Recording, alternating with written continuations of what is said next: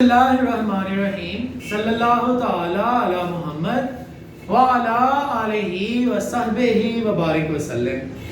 Students, हम लोगों ने फाइनल अकाउंट जो है वो स्टार्ट किया है और आज क्वेश्चन नंबर 7 है चैप्टर नंबर 11 का एमआरएफ और सुहेल अफजल की बुक से। अब तक जितने भी क्वेश्चन किए हैं उन तमाम क्वेश्चन में ये सबसे अहम क्वेश्चन है, क्योंकि इसकी जो एडजस्टमेंट है वो तकरीबन वही है जो फाइनल पेपर में वो हमसे पूछता। सो आप जो है वो बेहतर अंडरस्टैंडिंग के लिए बहुत जरूरी है कि आप इसके डे फर्स्ट से तमाम लेक्चर्स इंक्लूडिंग इंट्रोडक्शन उसको भी सुने, ताकि आपके लिए इसमें कोई किसी किस्म का प्रॉब्लम ना हो। तो मैं इस क्वेश्चन की समरी आपके सामने रख रहा हूँ, इसमें उसने दिया क्या क्या है और हम उसको किस तरह से ट्रीट करेंगे ये देखते हैं। जी बेटा, ओपनिंग स्टॉक ये हमारा करंट एसेट है, सॉरी ओपनिंग स्टॉक जो है ये हमारा डायरेक्ट एक्सपेंस में लिखा जाता है। उसके बाद purchase and sale, purchase direct expense है, सेल डायरेक्ट रेवेन्यू है। Sundry debtor and creditor, current asset current liability. Plant and machinery freehold premises ये fix asset. Bill receivable current asset. Salary indirect expense, wages direct expense. Carriage inward direct expense, carriage outward indirect expense. Printing and stationery indirect expense.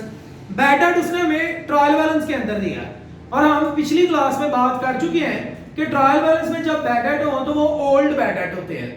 इसको हम फार्मूले में लेके जाएंगे। Provision for bad debt ये भी trial balance में है, ये आपकी ओल्ड प्रोविजन है। आज में हम इसमें इंशाल्लाह डिटेल में बात करेंगे। उसके बाद मेरे भाई हमारे पास trade expense, indirect expense, cash in hand, cash at bank current asset, capital fix liability, bill payable current liability, insurance indirect expense. Sir ये कैसे पता चलता है कौन सी क्या चीज है? तो बेटा उसके लिए इंट्रोडक्शन में मैंने कुछ हिंट दिए थे, वहां से हमें पता चलता है। बाकी जो आप प्रैक्टिस करते चले जाएंगे आपके ज़हन में ये चीजें बैठती चली जाएंगी। एडजस्टमेंट है, बहुत अहम एडजस्टमेंट है। आउटस्टैंडिंग वेजेस है, बात करेंगे इसके ऊपर। प्रीपेड इंश्योरेंस ये भी इंशाल्लाह ड्यूरिंग क्वेश्चन बात करेंगे। डेप्रिसिएशन है, create provision for discount on creditor है, ये क्रेडिटर के ऊपर डिस्काउंट है, इसकी भी बात करेंगे आज, ये नई चीज है।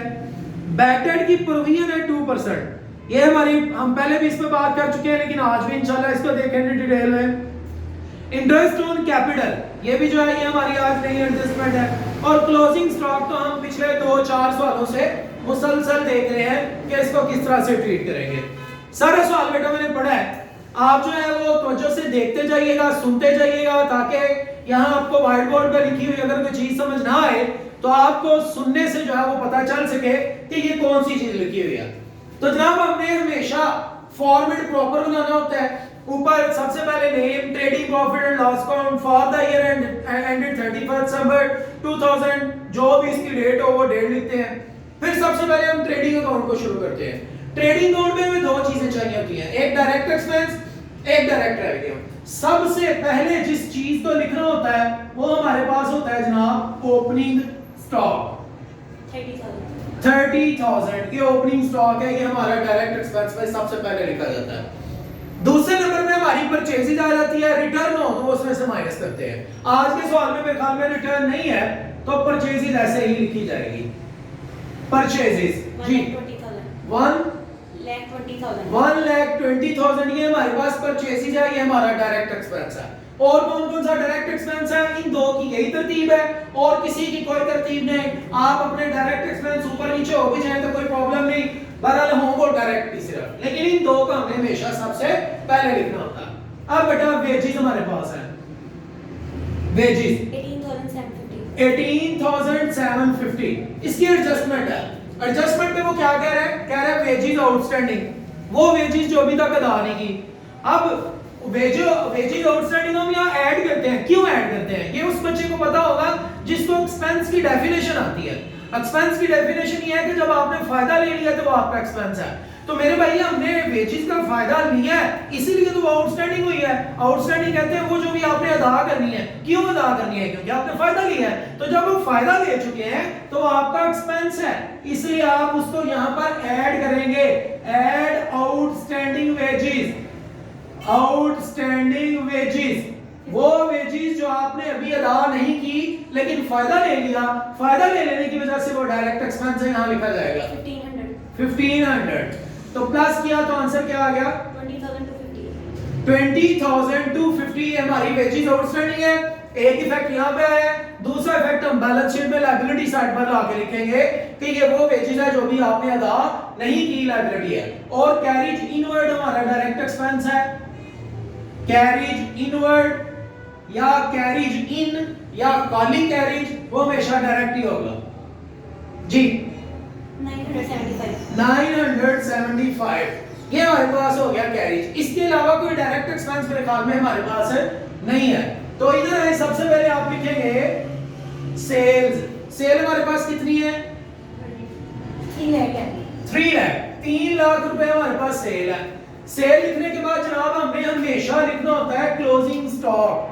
और क्लोजिंग स्टॉक यहां पर कब लिखते हैं? जब क्लोजिंग स्टॉक एडजस्टमेंट के अंदर हो फिर यहां आता है। अगर एडजस्टमेंट में ना हो फिर जो है वो क्लोजिंग स्टॉक सिर्फ और सिर्फ एसेट साइड पे आता है जी। 45,000 ये हमारे पास जनाब आ गया क्लोजिंग स्टॉक। अब हम करेंगे टोटल। बड़ी साइड है 3,45,000, इधर भी 3,45,000। इसमें से माइनस करेंगे तमाम अपने डायरेक्ट एक्सपेंसेस को। जो जवाब आएगा उसको हम बोलेंगे ये हमारा ग्रॉस प्रॉफिट है।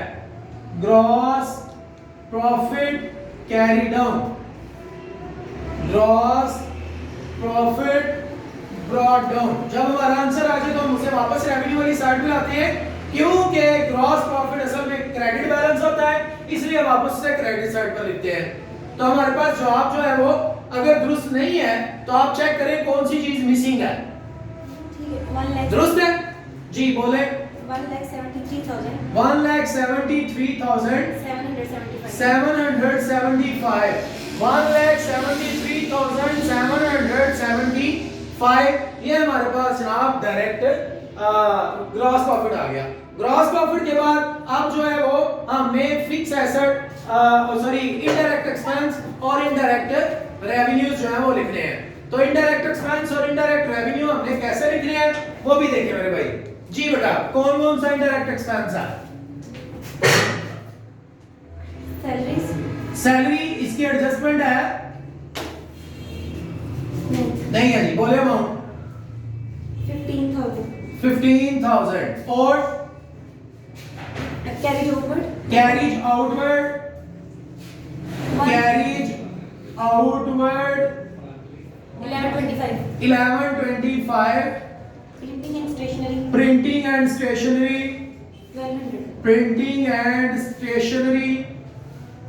1200 ट्रेड एक्सपेंस 2250 और कोई हमारा इनडायरेक्ट एक्सपेंस इंश्योरेंस से रिलेटेड कोई एडजस्टमेंट तो नहीं है? प्रीपेड इंश्योरेंस कितना है जी? 1500 हमने 1500 रुपए का इंश्योरेंस अदा किया हुआ, लेकिन बाद में पता चला कि कुछ इंश्योरेंस हुआ है जो आपने एडवांस में अदा कर दी है। वो जो एडवांस में अदा किया उसको प्रीपेड इंश्योरेंस कहते हैं। तो वो प्रीपेड इंश्योरेंस यहां से माइनस करेंगे, वो कितनी है जी? 600। तो जनाब यहां से लेस करेंगे, less prepaid insurance 600। Prepaid insurance या एडवांस इंश्योरेंस को माइनस क्यों करते हैं? उसका जवाब ये है, ये वो इंश्योरेंस है जो हमने एडवांस में दे दिया है और इसका अभी फायदा नहीं लिया, और हमने यहाँ वो चीजें लिखनी होती है जिसका फायदा ले लिया हो। तो एक्सपेंस की तो डेफिनेशन ही है जिसका फायदा ले लिया हो। तो जनाब हमने वो इंश्योरेंस जिसका अभी फायदा नहीं लिया वो यहाँ से माइनस करनी है प्रीपेड इंश्योरेंस। तो आंसर 900 आ गया, वो हमने लिख दिया। और अब आप एडजस्टमेंट की तरफ चले। एडजस्टमेंट में डेप्रिसिएशन है, किसके ऊपर? Depreciation on machine. बेटा अगर कहीं पे शॉर्ट स्पेलिंग लिखूं तो आपने शॉर्ट नहीं लिखने, आपने कंप्लीट लिखने हैं। डेप्रिसिएशन मशीन कितने की है? 1,05,000। इसके ऊपर कितने परसेंट? 5%। आंसर क्या आ गया हमारे पास? 5250। हमने डेप्रिसिएशन को इसलिए लिखा है क्योंकि डेप्रिसिएशन एक एक्सपेंस होता है। डेप्रिसिएशन किसको कहते हैं? क्या हमने जिस चीज को यूज कर लिया है, बिल्डिंग का या मशीनरी का, जितने का हमने फायदा ले लिया है तो वो एक्सपेंस हो गया। तो जो एक्सपेंस हो जाए उसको हमने यहाँ पर इनडायरेक्ट एक्सपेंस के तौर पर लिखना है। और बेटा हमारे पास adjustment, interest on capital add interest on capital. भाई मालिक ने जितने भी पैसे बिजनेस को दिए हुए हैं, बिजनेस ने उसके ऊपर सूद देना है मालिक को। तो बिजनेस ने जब सूद देना तो ये तो बिजनेस के लिए एक्सपेंस है, लिहाजा हमने कैपिटल की अमाउंट पकड़नी है। कितनी है? 1,50,000। 1,50,000 के ऊपर कितने परसेंट? 5%। आंसर क्या आ गया? 7,500। 7,500। ये हमारा इंटरेस्ट ऑन कैपिटल जो है वो इनडायरेक्ट एक्सपेंस के तौर पे लिखा गया है, क्योंकि बिजनेस ने ये पे करना है। और मेरे भैया, और हमारे पास एक एडजस्टमेंट है वो बैडेड वाली। तो बैडेड वाली जो एडजस्टमेंट है उसको भी हम देखते हैं जनाब, हम उसको किस तरह से एंटरटेन करेंगे। तो उसके लिए मुझे थोड़ी सी स्पेस चाहिए, सो मैं बैलेंस शीट को थोड़ा सा आगे जो है वो मुंतकिल करता हूं। ये हम स्पेस बैलेंस शीट के लिए यूज कर लेते हैं जी। ये हमारे पास अमाउंट का भी थोड़ा सा कॉलम तंग कर लेते हैं। तो ये जो स्पेस हमारे पास बचेगी इसमें हम एडजस्टमेंट उसकी एंटरटेन करते हैं। ये हमारे एसेट्स हैं, बैलेंस शीट को थोड़ा सा आगे मुंतकिल किया, इस स्पेस को यूज करते हैं जी एडजस्टमेंट के लिए बैड डेट की। मैंने आपको बताया था जब भी हमारे पास बैड डेट की एडजस्टमेंट आएगी तो हम जो है वो हमेशा एक फार्मूला लिखेंगे। वो फार्मूला क्या है? Old bad debts. इसमें हम हमेशा प्लस किया करेंगे न्यू बैड डेट्स। इसमें हम हमेशा प्लस करेंगे न्यू प्रोविजन। ये तीन चीजों को हमेशा प्लस किया जाएगा। और चौथी जो इसमें से माइनस करनी है वो है ओल्ड प्रोविजन, ये हमने माइनस करनी है। और जो जवाब आ रहे हैं उस जवाब को जाके इनडायरेक्ट एक्सपेंस में लिखना है। अब सर ये चीजें कहां से मिलती हैं? भैया ओल्ड बैड डेट और ओल्ड प्रोविजन ये आपको एडजस्टमेंट में से मिलेगी, और सॉरी इसमें ट्रायल बैलेंस में। ओल्ड प्रोविजन और ओल्ड बैड डेट ये हमेशा आपको ट्रायल बैलेंस में मिलेगी। ट्रायल बैलेंस में ओल्ड बैड डेट कितने हैं? 1500। और ओल्ड प्रोविजन क्रेडिट साइड पे दी है वो कितनी है? 675। लिख लिया। अब हमने एडजस्टमेंट में जाना है। एडजस्टमेंट में उसने हमें न्यू प्रोविजन दी हुई है, कितनी है? 2% ऑन डेटर। डेटर हमारे कितने हैं? 90,000 के ऊपर मेरे भैया 2%। क्या आंसर आ गया? 1800। ये 1800 हमारी न्यू प्रोविजन है। हमारे आज के सवाल में न्यू बैड डेट नहीं है, लेकिन मैं यहां फिर से कहता चलूं, जब हमारे सवाल में न्यू बैड डेट और न्यू प्रोविजन दोनों चीजें आ जाएंगे, वहां पर थोड़ी सी कैलकुलेशन फिर से हमें तब्दील करनी पड़ेगी। वहां एक बहुत अहम पॉइंट है, इसलिए आने वाले क्वेश्चन का वेट करें आप लोग। जी मेरे बेटा, ये क्या जवाब आ गया? 2625। ये जो जवाब आया इसको हमने यहां पर लिखना है इनडायरेक्ट एक्सपेंस में। ओल्ड चीजें हमने ली हैं ट्रायल बैलेंस में से, न्यू चीजें हमने एडजस्टमेंट में से ली हैं। तो जनाबे अली हमने यहां पर लिखना है provision for doubtful debts. Spelling मुकम्मल लिखिएगा। हमारे पास जो उसका फार्मूले का जवाब है वो यहां लिखना है 2625। ये हमारे पास आ गया। और एडजस्टमेंट देखिए कौन सी हमने एंटरटेन नहीं की। प्रोविजन एक वो डिस्काउंट ऑन क्रेडिटर भी है। डिस्काउंट ऑन क्रेडिटर का मतलब क्या है? क्रेडिटर वो लोग होते हैं, बच्चे ये अच्छे से समझने की बात है। क्रेडिटर वो लोग होते हैं जिनसे हमने पैसे लेने, जिनको हमने पैसे देने हैं, वो हमारी लायबिलिटी है। उसके ऊपर आपको जब डिस्काउंट मिला है तो इसका ये मतलब है कि अब आपने इतने पैसे उनको देने नहीं है। तो जो पैसे हमने उनको नहीं देने वो हमारे लिए फायदे की बात है, वो इनडायरेक्ट रेवेन्यू में लिखा जाएगा। क्रेडिटर वो लोग हैं जिनको हमने पैसे देने थे, लेकिन अब उनको हमने कुछ पैसे नहीं देने, वो हमें डिस्काउंट मिला है। वो डिस्काउंट ऑन क्रेडिटर जो है ये हमारे लिए फायदे की बात है। ये रेवेन्यू साइड पे लिखा जाएगा इनडायरेक्ट रेवेन्यू में। अमाउंट 19,500 क्रेडिटर है, इसके ऊपर कितने परसेंट डिस्काउंट? 3%। आंसर 585। और कोई चीज जो हमारी रह गई हो, अगर नहीं है तो मेरे भाई हम टोटल करेंगे, बड़ी साइड को दोनों साइड पर लिखेंगे, छोटे वाली उसमें से माइनस करेंगे, जो जवाब आएगा वो हमारे पास नेट प्रॉफिट होगा। कैलकुलेशन बेटा इसलिए लेट हो रही होती है कि बच्चे यहाँ पर बैठ के कैलकुलेशन कर रहे होते हैं। हमने जो है वो पहले से क्वेश्चन नहीं किया होता। हम जो जो काम हो रहा हो वो उसी तरह आपके सामने जो है वो रिकॉर्ड हो रहा है, वो आपके सामने आ रहा है। इसमें कतई ऐसा नहीं कि बच्चे पहले सवाल करके बैठे हैं और वो मुझे बता रहे हैं, इसलिए थोड़ा सा हमें वेट करना पड़ता है। बाज़ औक़ात कोई चीज लिखी हमें रेज भी करना पड़ती है कि वो कैलकुलेशन सही नहीं की हुई, तो इसलिए आप जो है वो साथ साथ हमारे चलते रहें, इंशाल्लाह आपका ये टॉपिक कंप्लीट होगा। जी बेटा टोटल 1,74,360 1,74,360। इसमें से माइनस करेंगे तमाम इनडायरेक्ट एक्सपेंसेस को 1,38,510। ये हमारे पास है नेट प्रॉफिट और ब्रैकेट में हमेशा लिखा जाता है transfer to balance sheet. Spelling में हमने मुकम्मल लिखने होते हैं। अब हम बैलेंस शीट की तरफ मूव कर रहे हैं। बैलेंस शीट में हमने सबसे पहले लेने होते हैं करंट एसेट्स, वो एसेट्स जो 1 साल से कम वर्षा तक हमें फायदा दें। उसके अंदर cash in hand, cash at bank दोनों है जी। अमाउंट बता दें कितनी कितनी?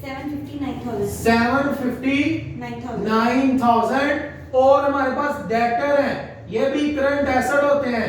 डेटर हमारे थे 90,000। अब याद रखें ये जो एडजस्टमेंट हमने की थी, एडजस्टमेंट में से हमने सिर्फ न्यू चीजों को लाके यहां से माइनस करना है, और हमारे सवाल में न्यू चीज सिर्फ एक ही है, न्यू प्रोविजन। तो वो न्यू प्रोविजन 1800 है, हमने सिर्फ उसको माइनस करना है, तो आंसर आ गया 88,200। और हमारे पास हमने यहाँ पर क्लोजिंग स्टॉक भी लिखना है।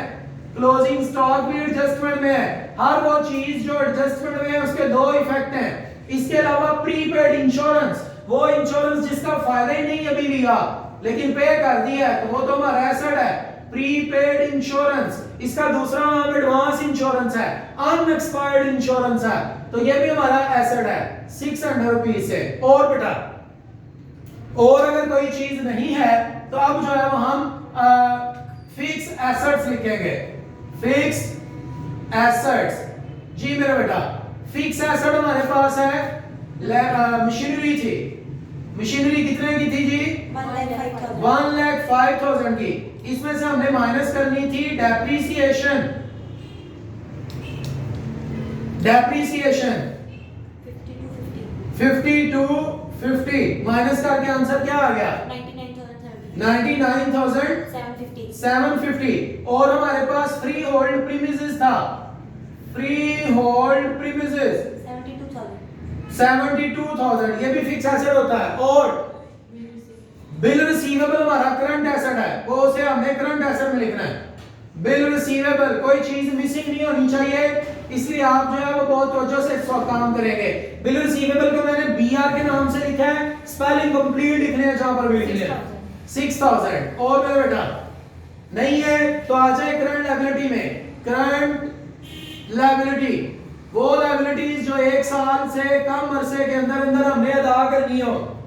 क्रेडिटर, क्रेडिटर वो लोग जिनको पैसे देने थे और वो लोग थे 19,500 के, उसमें से हमें कुछ डिस्काउंट मिला है 585, हमने वो लोगों को नहीं देने, तो वो डिस्काउंट को हमने यहाँ से माइनस करना है। 585 रुपए में नहीं देने पड़ रहे, माइनस करके जवाब अंदर 18,915। और हमारे पास आउटस्टैंडिंग एक वेजेस थी, आउटस्टैंडिंग वेजेस, वो वेजेस जो अभी तक अदा नहीं की वो लायबिलिटी थी, कितनी थी? 1500। बिल पेएबल ये भी लायबिलिटी है, स्पेलिंग को हम लिखने हैं जी 4,875, ये हमारी लायबिलिटीज हो गई। और इसके अलावा इंटरेस्ट ऑन कैपिटल, ये भी बिजनेस की लायबिलिटी है कि बिजनेस ने ये इंटरेस्ट अदा करना है, तो आप चाहे तो उसको करंट लायबिलिटी में लिख लें, चाहे आप कैपिटल के अंदर जाके ऐड कर लीजिएगा कि ये वो इंटरेस्ट है जो मालिक को मिलना है, तो हम कैपिटल भी जाके ऐड करेंगे। और मेरे बेटा हम तकरीबन सारी एडजस्टमेंट कर चुके हैं, अब जो है वो हमें चलना है फिक्स लायबिलिटीज की तरफ। फिक्स लायबिलिटी में हमारे पास कैपिटल है, मालिक ने जो पैसे बिजनेस को दिए हुए हैं वो लंबे अरसे बाद मालिक ने बिजनेस से वापस लेने हैं, तो बिजनेस के लिए वो फिक्स लायबिलिटी है और वो है कैपिटल। और कैपिटल हमारे पास कितना था जनाबे अली? 1,50,000। इसमें हमेशा ऐड करते हैं नेट प्रॉफिट, क्योंकि प्रॉफिट मालिक का हक है, लिहाजा प्रॉफिट को इसके अंदर ऐड कर देंगे। 1,38,510 ये जनाब मालिक का हक है, ये हमने इसमें ऐड किया। साथ में मालिक को इंटरेस्ट भी मिलना था बिजनेस से, वो इंटरेस्ट भी यहां पर ऐड किया जाएगा।